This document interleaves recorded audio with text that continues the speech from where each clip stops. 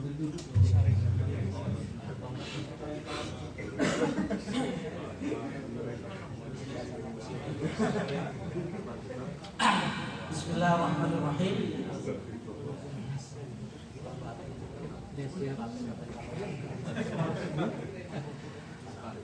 Bismillahirrahmanirrahim. Assalamualaikum warahmatullahi wabarakatuh.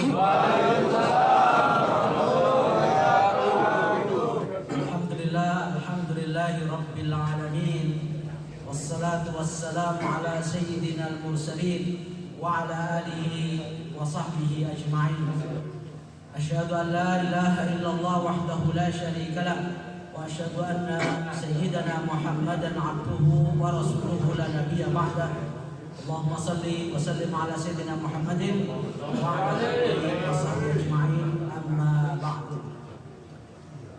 Para hadirin hadirat jamaah salat Isya dan salat tarawih Masjid An-Nur yang dimuliakan oleh Allah Subhanahu wa taala. Amin. Alhamdulillah, pada kesempatan malam hari ini saya sangat berbahagia sekali bertemu saudara-saudara saya yang mungkin sebelumnya belum pernah kenal. Sekarang bisa bertatap muka dan bercengkrama, ngopi-ngopi bareng di sana nanti bersama Ashabul Hudud. Ashabul Hudud dan ahli kisah. Tapi mohon maaf, saya belum biasa ngopi ya, tapi ngeteh saya bareng ini. Alhamdulillah kita dipertemukan oleh Allah Subhanahu wa taala dalam kondisi segar, bugar, tegar dan tetap sabar walaupun tadi siang kita lapar ya. Di tengah corona yang katanya sudah mulai ambiar, tapi penyakit-penyakit lain masih menyebar. Semoga kita semuanya selamat sehingga tidak sampai tertular dan terpapar. Amin. Salam dan salam semoga tetap terlimpah curahkan kepada Nabiuna wa qudwatuna Sayyidul Bashar yang telah membimbing kita ke jalan yang benar dan menjauhkan kita dari jalan yang mungkar.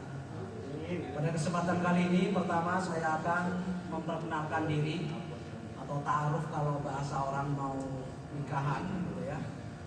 Nama saya Mahmud Mahfud, lahir di kota Bangil, Pasuruan, Jawa Timur, dari bapak seorang yang mungkin bisa dikatakan sedikit punya latar belakang agama karena pernah merantau ke beberapa pesantren dan beliau sempat menjadi ketua Ansor di zaman 65. Beliau adalah komandan Panser yang melawan PKI pada saat itu dan saya baru lahir, umurnya baru setahun. Ibu saya adalah ketua Muslimat NU dan bapak saya di masa Orde Baru pernah dipenjara oleh rezim karena melawan Soeharto waktu itu. Penjara Golkar, benar itu. Ya. Itu pengalaman masalah. Dan ibu saya asli Jawa Tengah dari Salatiga, masih ada kaitan dengan saudara dengan Pak Matori Abdul Jalil. Dulu pernah menjadi ketua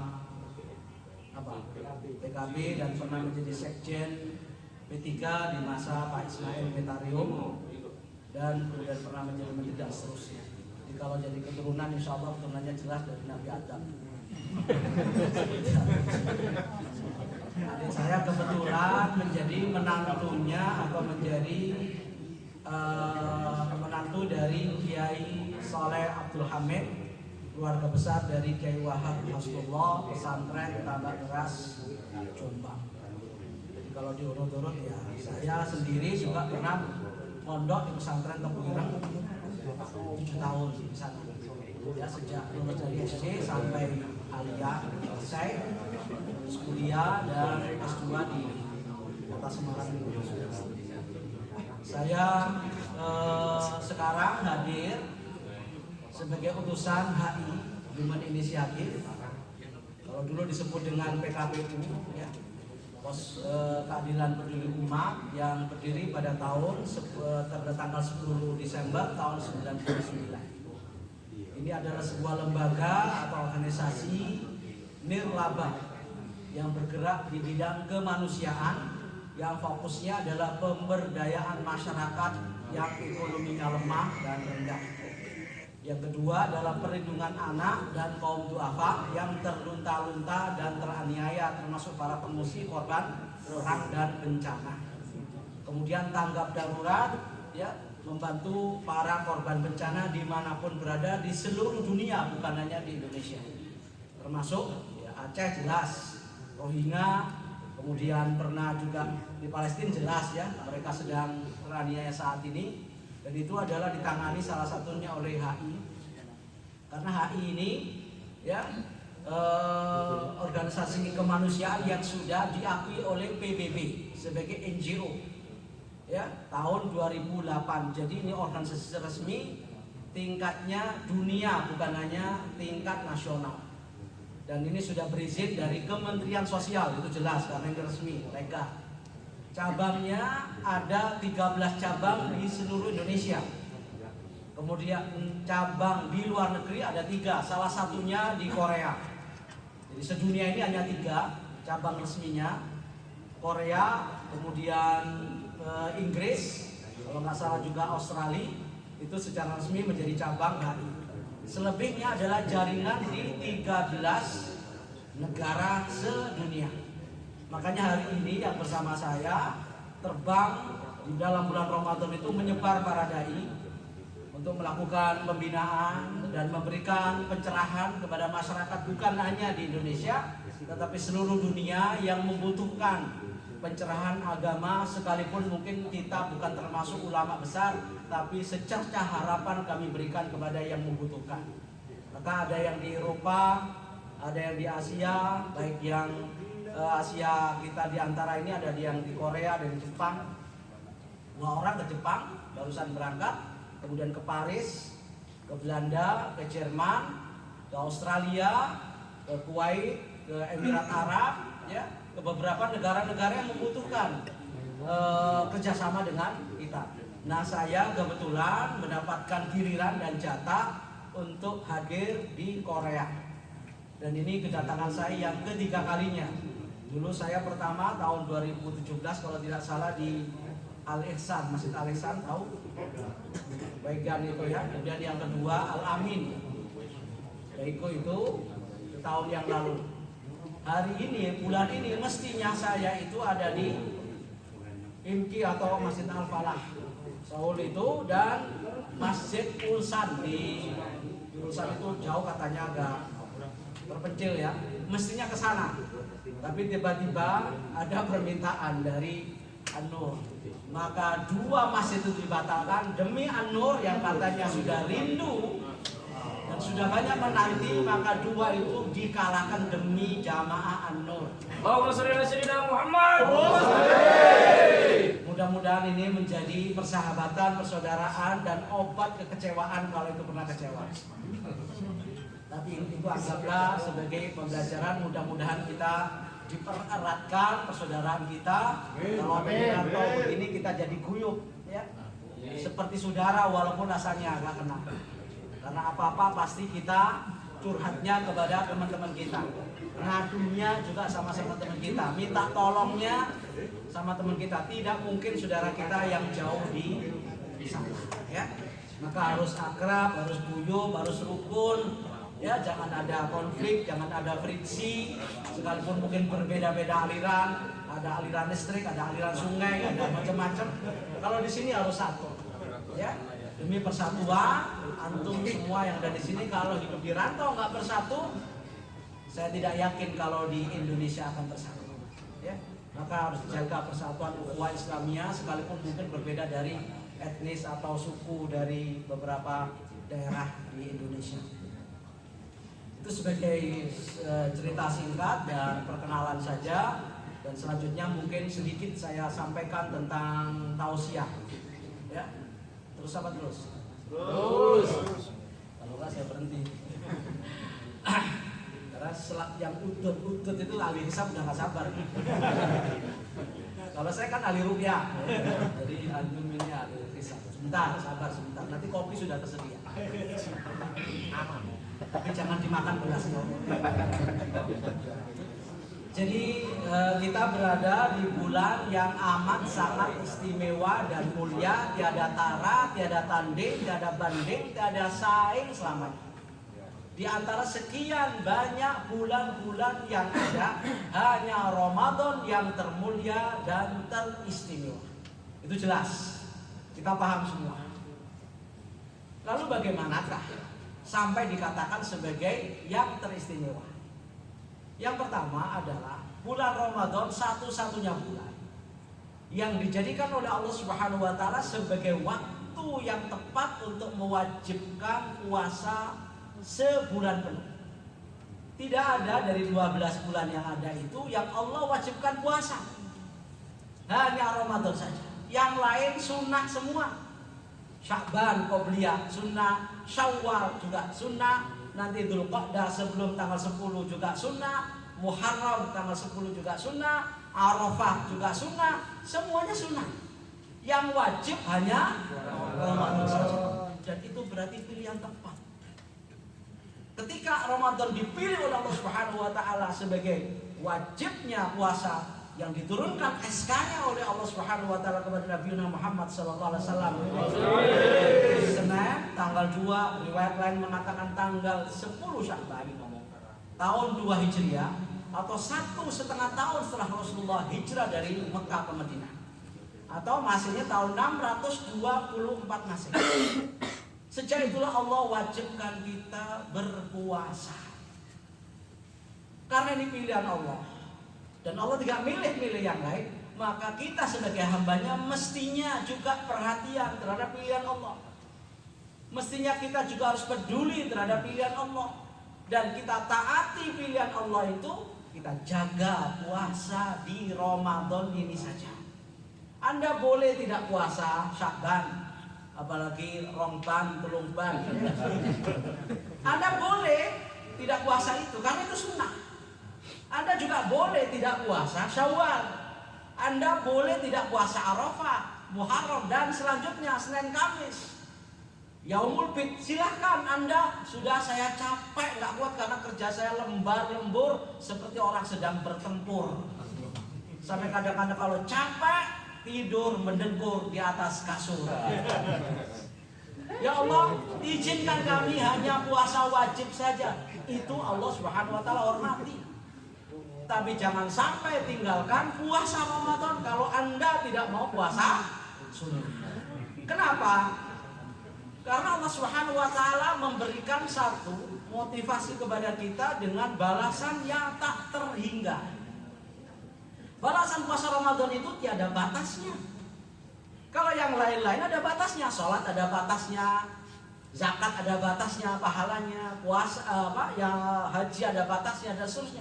Tapi kalau puasa ini tanpa batas, wa ana ajzi bihi, aku yang akan membalasnya. Kok nggak usah ikut campur, aku bereskan semua umatku dan hambaku apabila mau berpuasa karena aku.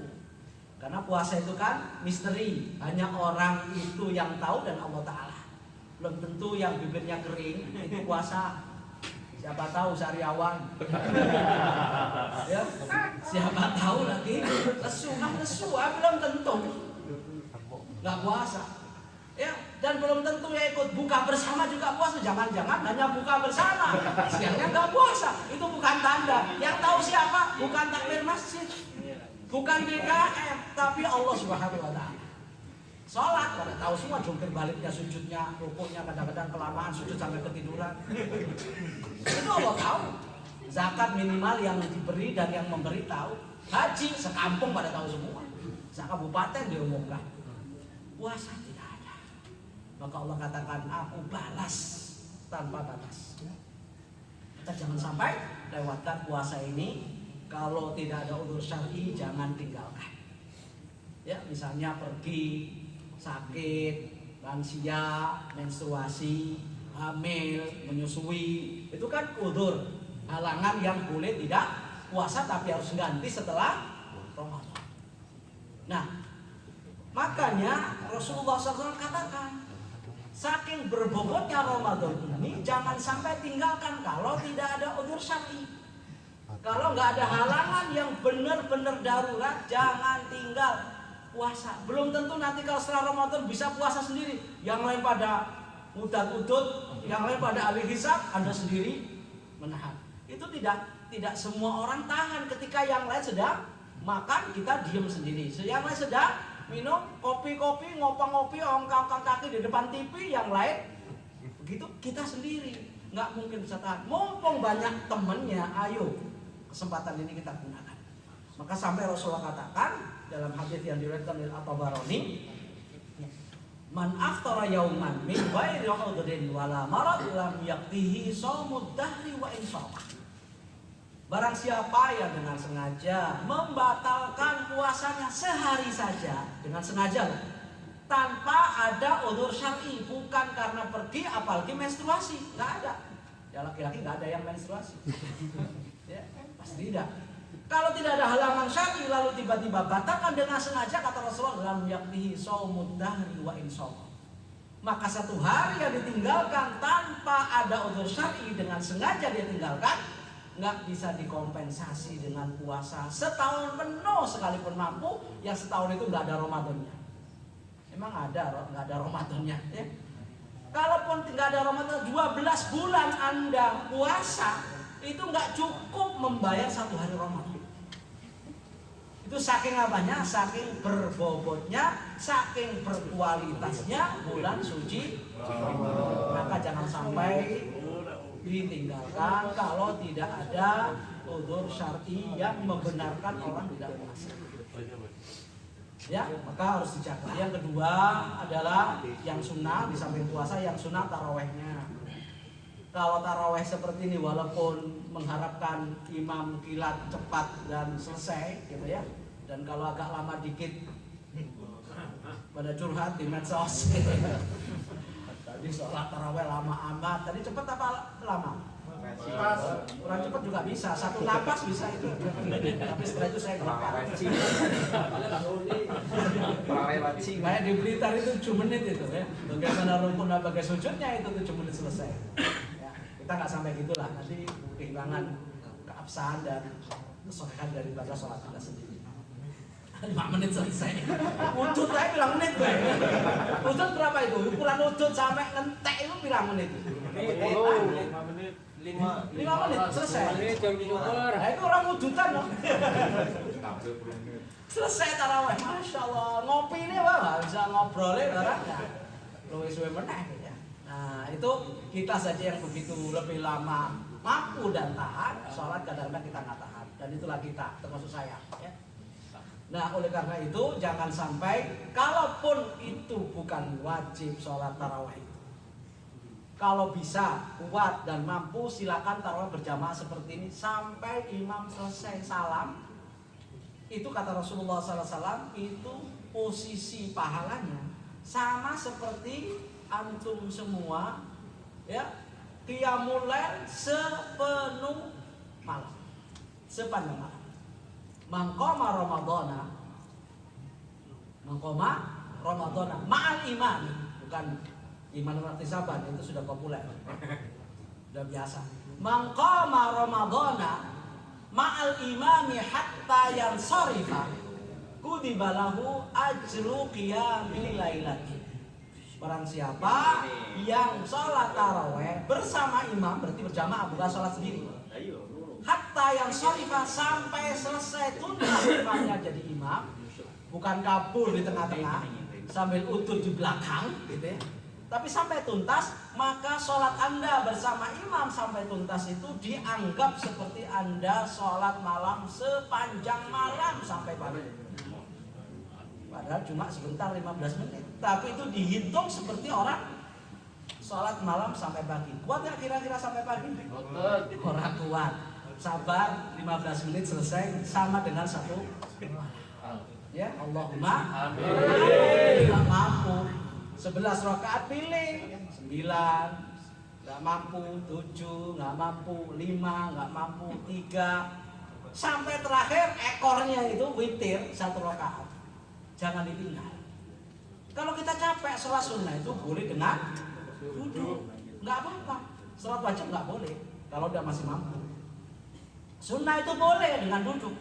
Kalau capek habis kerja lembur, Udah, nggak usah repot-repot siapin bantal di belakang.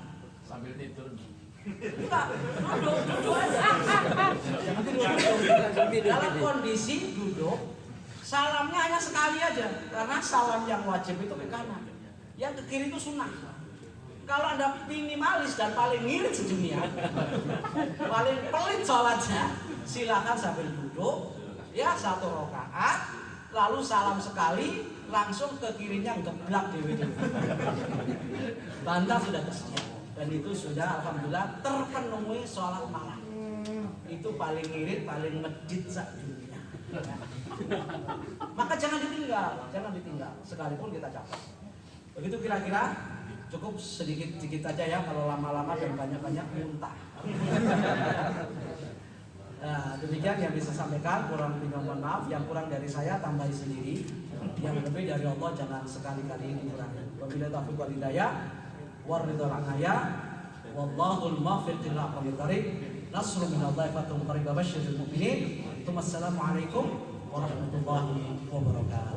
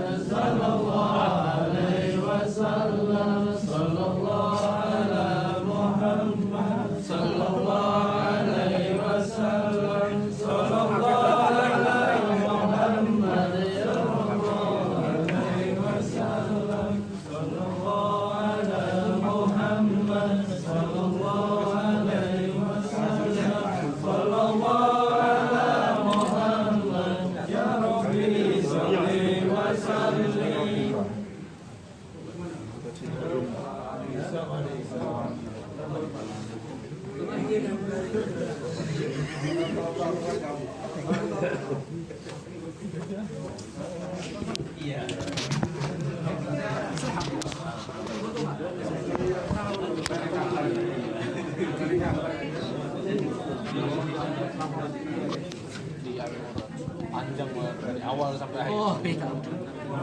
Laporan aja.